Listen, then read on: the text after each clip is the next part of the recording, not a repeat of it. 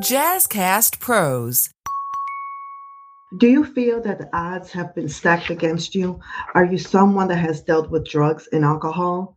What about racism and colorism? Our next guest will share her journey of dealing with alcohol and drug abuse to dealing with racism and colorism, and she will teach you how to stay in the game as you desire to become an entrepreneur.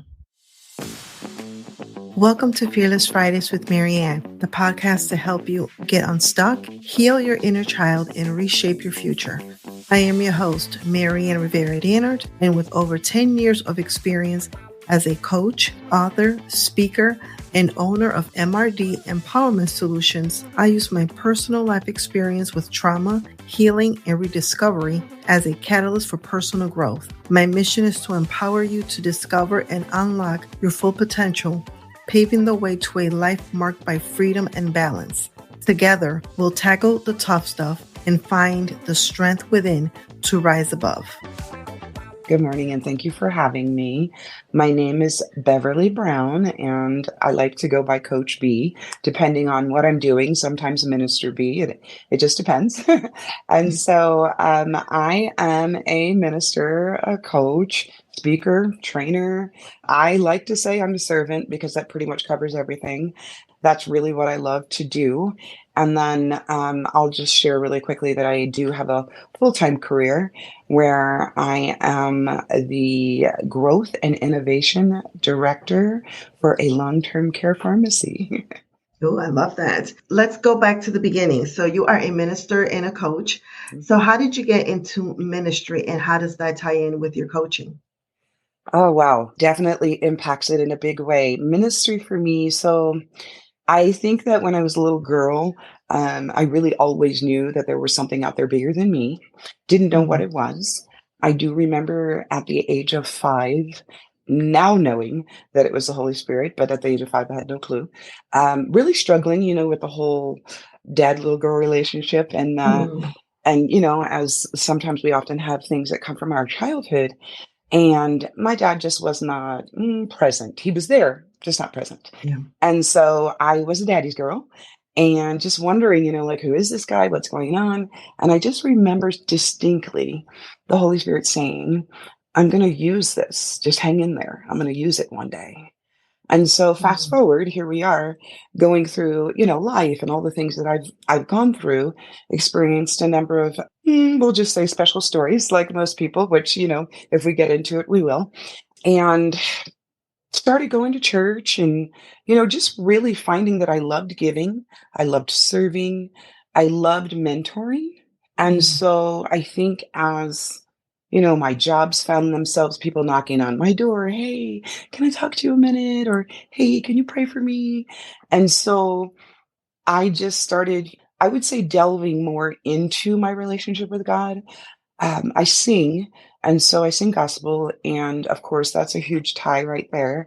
And I think just as years started going, I was just really hungry for that intimate relationship with God.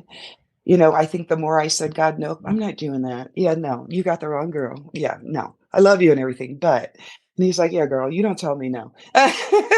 And so everything that I said no about, writing a book, being a minister, opening this business, all of these things, he's like, that's you. You got to do it. I'm like, okay. So I've learned definitely never say no to God ever, period. Just doesn't work.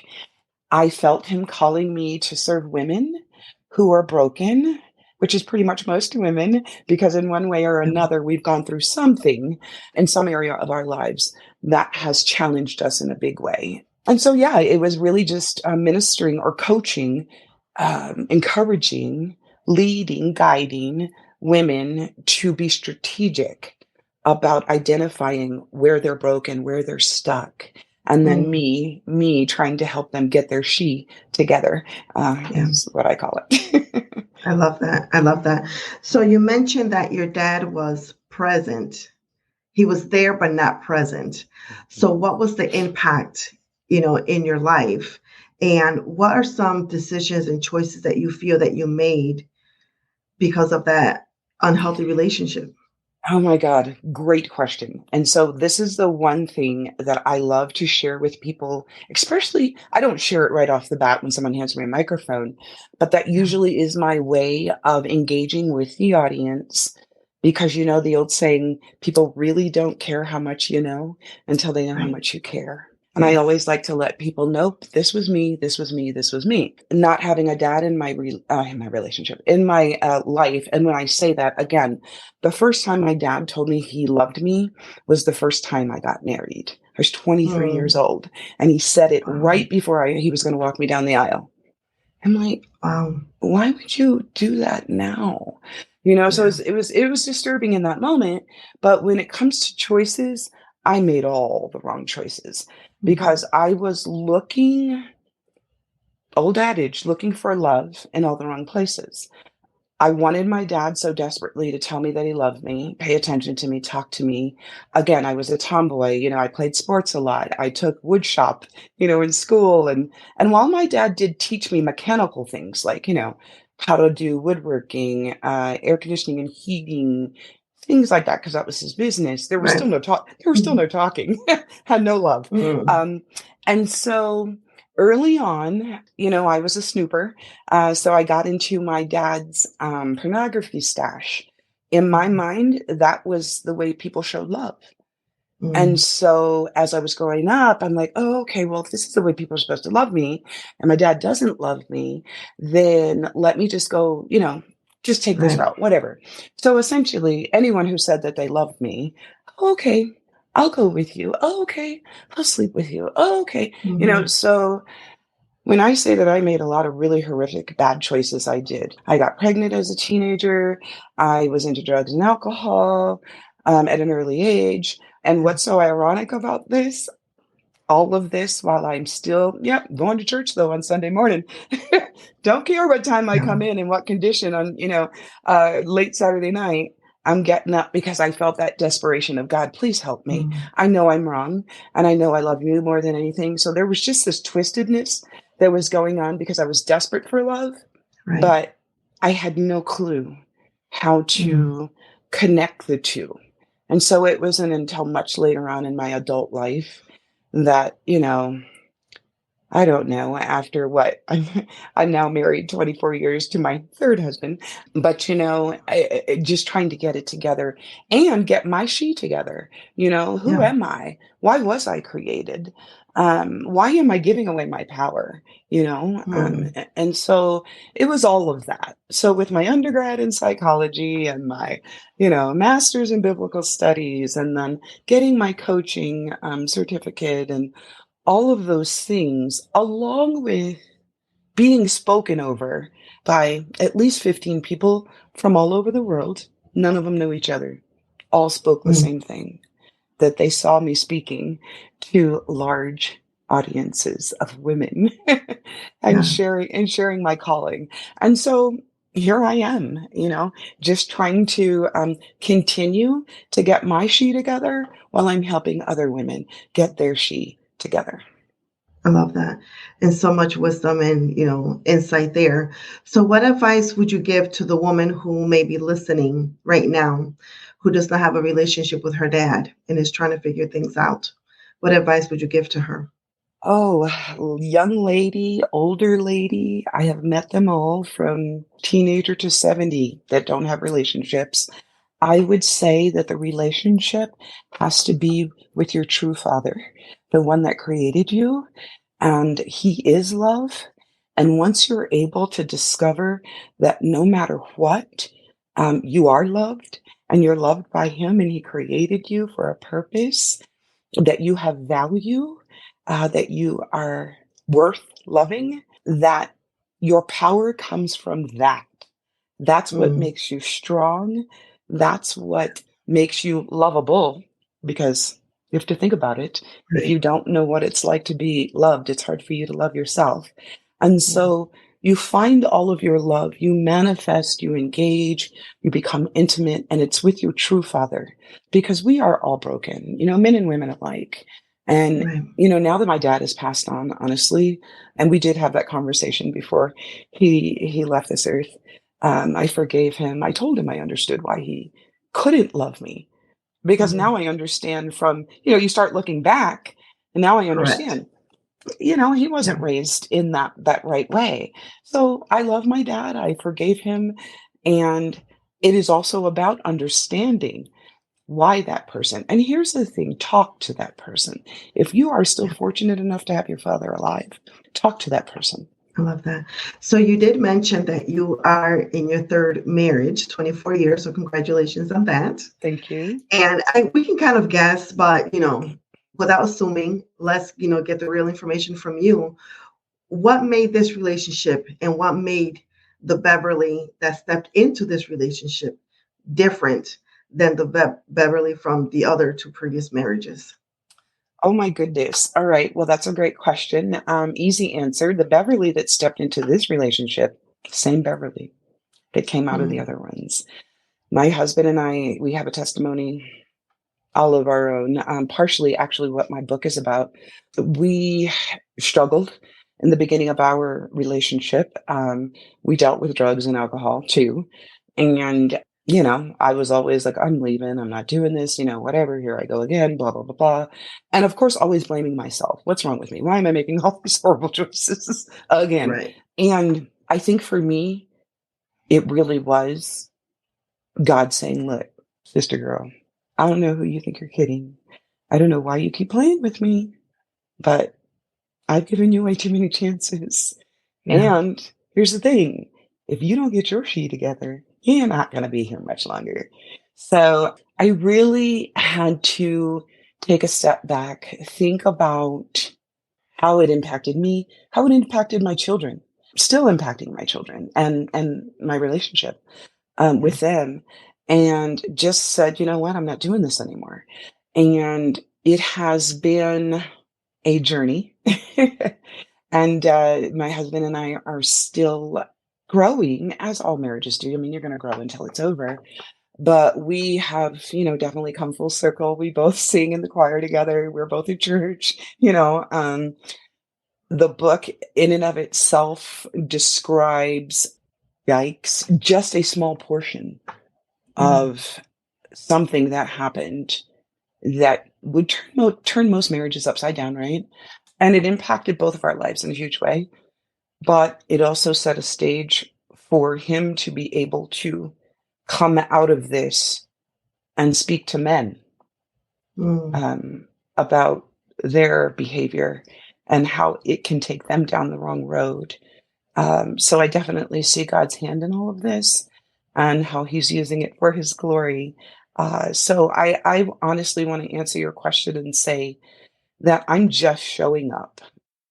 I mm. would say with probably since 2015. So what are we? So 9 years now. Yeah. I'm just now showing up for myself, for others, for God. I'm really just showing up in a Yeah. way that he would have expected me to when I was, 16 and I first gave my life to him. Yeah.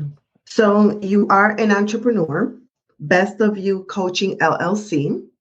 And we kind of already know, why you stepped into this role. But who exactly is it that you serve? And when the individuals work with you, what is their life looking like before, during, and after working with you? Sure. So one thing I like to disclose, and I love to disclose this of every session, obviously, because I'm not a therapist. And one thing we Mhm. learn as coaches is you never do therapy work. So if you recognize Correct. that one of your clients is in need of something deeper, then of course, our responsibility is to go ahead and coach them in that direction. But if Right. a woman comes and says, Coach, I'm broken. I've been stuck. I've been stuck in this same position for months. It could be even years, that you're stuck. And I just don't know how to get unstuck. I am actually working on a series right now called it's Unstuckness. And so it has to do with getting your Mhm. shit together. It's funny because I noticed that unstuckness is not a word yet. It's still underlined in red in the Word document. But Right. when you do your research, it does come up. So my job is to help you tell your story, recognize where you're stuck. How did you get there? If I said to you, what do you want your life to look like? You're going to share that with me. Okay, how do you see yourself getting there? So in other words, we're painting a picture of what your canvas is going to look like in your eyes if you had your sheet together, right? And so you've got this canvas now. Okay, where would you identify you got stuck? Then we put all those things down. And then, okay, what steps do you think you could take to move forward from this particular position and from that position? All things they've named, because mind you, it's all about them owning it. So I can't tell them. I have to make them, kind of move them on. And they identify those things. And then what we do is impactfully, intentionally kind of lay out or map out a plan for how they're going to meet steps. We'll just say steps 1 through 5, which they have created. And then they'll check back in with me. And then, of course, any time along the way, if you feel like, oh my gosh, I'm stumbling, what was I supposed to do here? You check back in with me. Right. That can be in between sessions. But our sessions are meant to meet, check in on your progress. Okay, let's move to the next level now, because you've owned this. You've identified it. You now know, okay, this is how I'm moving to the next level. We go through all those steps.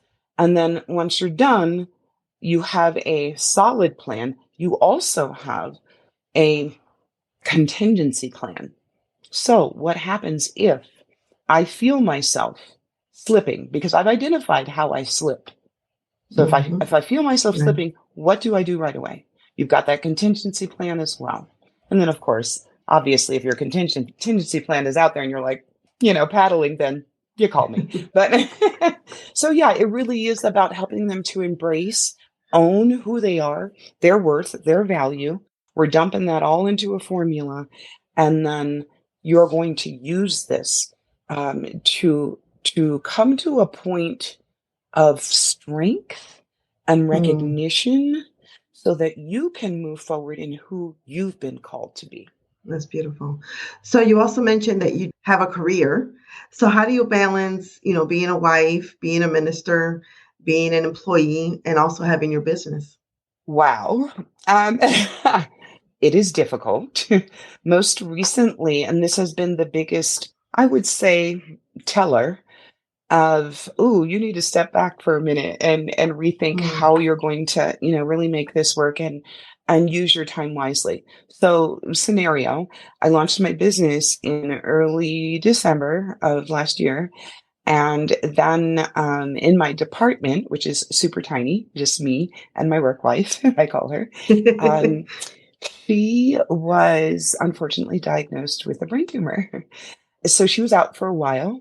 So for those first few months, and, thank God she made it through and everything's great, I had to cover. So not only was I doing my job, I was doing hers too. And so and I'm like, boom, this is right on the heels of me launching. And I'm like, great, And so I thought, you know what? This is you serving. You just happen now to be serving your coworker. And so I had to not let that bother me. And for a while it did. What I have to do is give myself grace. And that's what I always tell the women I coach too. You have to give yourself grace. I think as women, we think that, especially when we become mothers and wives and we're working and it's always, we've got to do this. We got to do this and we got to keep going. We got to keep going. We're thinking while we're sleeping, all sorts of things. True. And yeah, and you have to give yourself grace. And so, okay, you had to take a step back, give yourself grace. That does not mean that you can't start this business or that you can't continue. It doesn't mean that you're a failure. It doesn't mean that because, you haven't been present online, as much as you were, that means that you're not going to be successful. Because of course the enemy starts playing with your mind and then all of a sudden it's like, And Correct. So I think what's been most impactful for me is just the reality of what can happen when you step out there.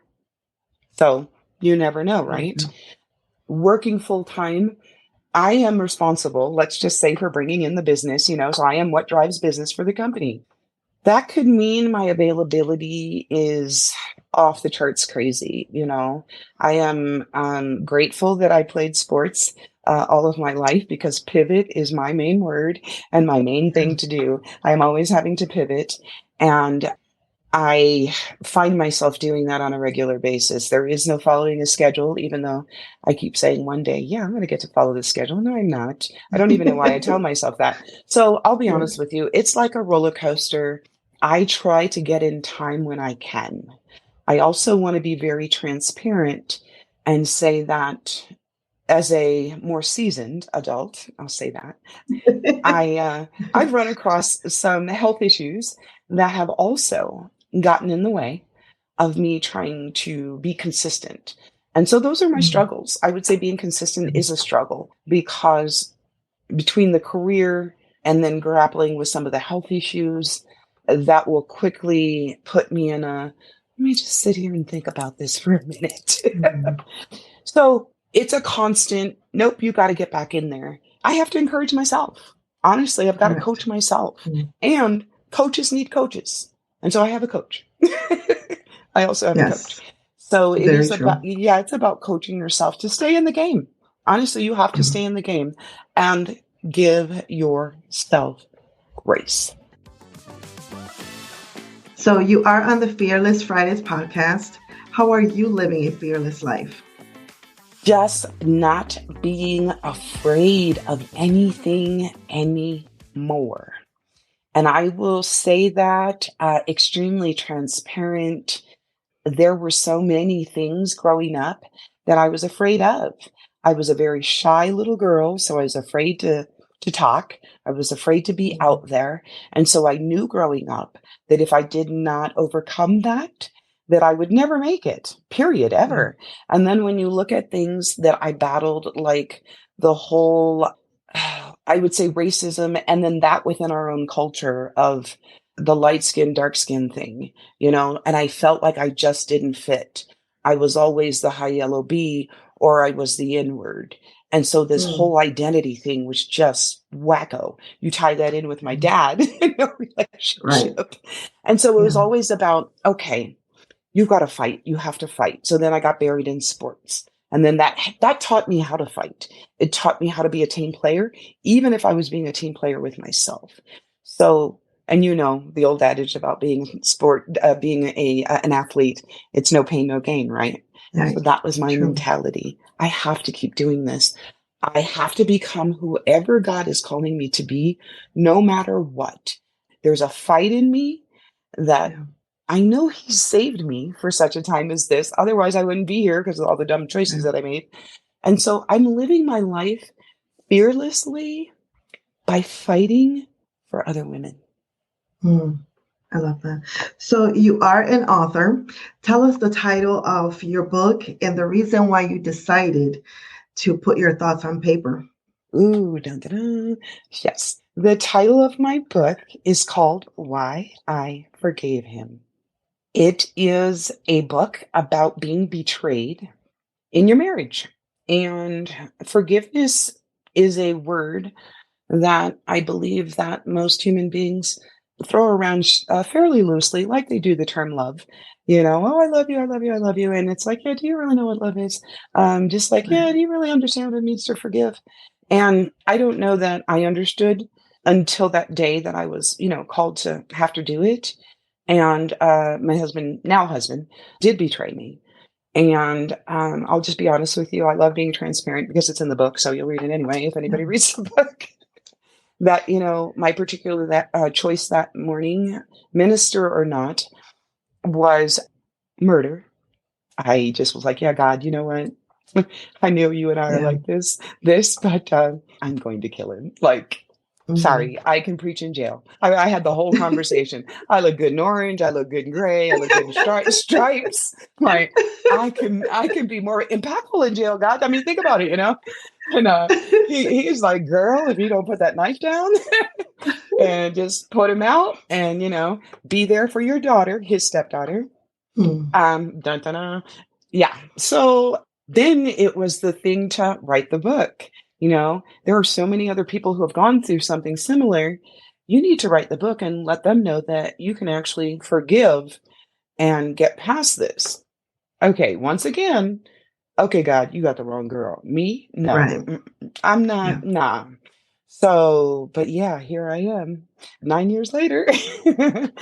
And I'll be honest with you, had I never done that, I would have never, ever gotten to see what God could do with him, and how much he's changed his life. There's so much more to that because, of course, Right. it did cause rifts in my relationships and things like that with some family and, I would say even some friends, honestly. But Mhm. it was about forgiveness. It's about what God Right. says. So that's really what the book was about, is delving into, talked about the situation, yes, but delving into what forgiveness truly looks like in Mm. that situation, because we're quick to say that we forgive until something Right. like that crosses our doorstep. That's Okay. beautiful. I love that. And I definitely will Thank be you. grabbing a copy. And all of this will Thank be on the show notes too you. for people to support. So as we get ready to wrap up, looking at your journey over the last several months, being an entrepreneur, what advice would you give to the individual that's looking to become an entrepreneur? Plan, plan, plan. That's my biggest advice. But honestly, if I could go a little deeper than that, planning takes strategizing and Mm. knowing what I would say, your strongest skill set is, and knowing where you can be most impactful, but yet then having to ask for help. Do not do it alone. You can't do it alone. Yeah. You will get burnt out if you try to do it alone. You'll get discouraged. So find a Right. coach, plan, get support, give yourself grace, and never, ever quit. Don't quit. Where can our individuals connect with you, support you, and follow you? Yes. So I am on Facebook, obviously, Best of You Coaching LLC. And my website is bestofyoucoachingllc.com. If you want to email me, bestofyoucoachingllc@gmail.com. If you want to call me, 720-505-4471. You can schedule. I can do a free half-hour consulting. I have packages available. I can speak. I can train. There's so many things. And I love getting involved in just being a part of, community and helping. So even if I'm Mm. partnering with somebody, like Yeah. now I do I'm involved in a monthly ministry where we do unhoused. We feed the unhoused and give them toiletries and things like that and pray for them. And so it's about staying engaged with other entities that are also trying to encourage individuals. And they don't necessarily have to be women. I also work with COVAD, not COVID, but COVAD. And that is an organization that helps men with their mental health. And so, Mm. just so many different things. Yeah. And can I mention really quick that I'm Definitely. also about to publish another book? It's, Yes. yeah, it's called I Want That Fruit. And it is Mm. a kind of a middle school version, age-wise, of each of the fruits of the spirit, but it's a story. So each chapter is Mm. one of the fruits, and it's a story between aged children about their experience with that topic. Mm. I And so love I'm that. super, super excited to get that published. It really should be out because somebody's dragging their feet. Here we go. So it should have been done like months ago. Now that I'm putting myself out here, I got to get it Hmm. done, right? Hold yourself accountable Right. publicly. So yes, that should be coming out soon because it's done. I actually am just getting all the pictures and everything together to put in there. So yeah, Awesome. yeah. Congratulations on that. Thank you. You're welcome. And thank you so much for being with us today. Yes, thank you for having me. I'm so excited about this and grateful for being here. Thank you for tuning into today's episode. If you enjoyed the conversation, be sure to leave a 5-star review and share with a friend or two. If you're not already following us on social media, come join the Fearless community at MRD Empowerment Solutions on Facebook or Instagram, or visit our website, MaryannRivera-Dannert.com. I'll catch you next week with a new episode, and remember that you are a priority and you matter.